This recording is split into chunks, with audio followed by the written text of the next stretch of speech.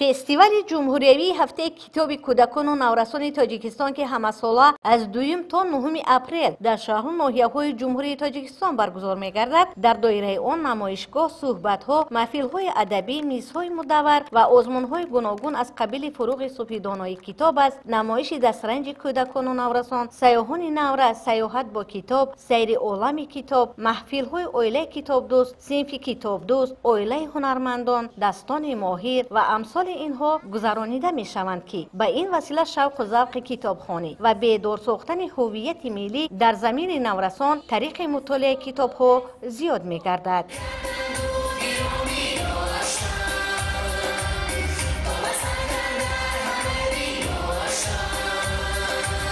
فستیوال هفته کتاب بچه ها در تاجیکستان و اصلا در تمام جهان جشن گرفته می شود.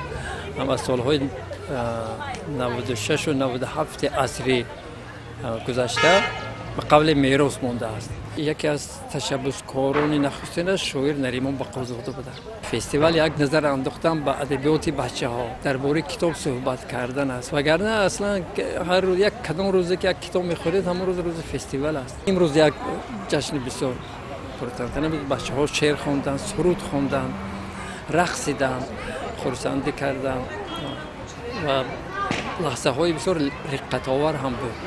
همین فستیوال و همین چهار بینه هایی که به همین فستیوال مانند هستند به خاطر یک کار، همین شوق و ذوق کتاب خوانی بچه ها رو ما زیاد کنیم کم نه. ضمن برآمد خود معروضچیان ابراز داشتند که مهمترین وظیفه فستیوال ارزگذاری به میراث نیاگان، ارزش‌های ملی و عمومی بشری، ترغیب و تشویق ادبیات تازه‌نشر علمی عمومی، معرفی بهترین اثرهای ادبیات کلاسیکی و معاصر تاجیک، دسترس کودکان و نورسان گردانیدن میراث تاریخی و فرهنگی خلق تاجیک توسط تشکیل معروضه‌ها در همکاری با پدر و مادران، باز هم بهتر نمودن صفت تعلیم و تربیت فرزندان، بلند برداشتن حس مسئولیت شناسی والدین نسبت به مسئله‌های خوانش کودکان و نورسان، تشکل فرهنگ اطلاعاتی آنها، بیدار نمودن میل و رغبت و شوق و هوس نسل نورس به مطالعه کتاب و چاره‌بینی‌های گوناگون فرهنگی، کشف استعدادهای جوان، تشکیل یارمرکه کتاب‌های بچگانه به حساب می‌رود.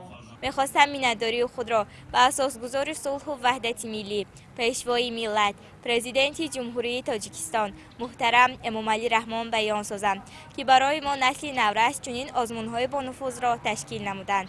زیاده از 500 کتاب، 300 چیستان، 300 ضرب المثل و مقال، 250 حکایت، 250 رباعی، 20 داستان از بر نمودم و خوشبختانه در سال 2024 به من میسر گردید که از روی نمینت ادبیات کودکان و نورسان و آثار شفاهی در دور جمهوریوی سزاوار شاه جایزه گردم. آزمون جمهوریوی فروغ صبح دانای کتاب است، وسیله مهمی است برای دریافت چهره‌های نو سخنور و سخندان و شعردوست و کتابخوان. واقعا هم کتاب است که با نور دانش و معرفت خود راه مردمان را روشن ساخته باعث فخر عالمیان گردیده است. به همسالان خود توصیه دادنی هستم که به کتابخانه‌های شهر و دهات اعضا شوند و بیشتر کتاب خوانند. خیرین سامرازاده، محمدی میرزا، شهر کولوب، اخبار.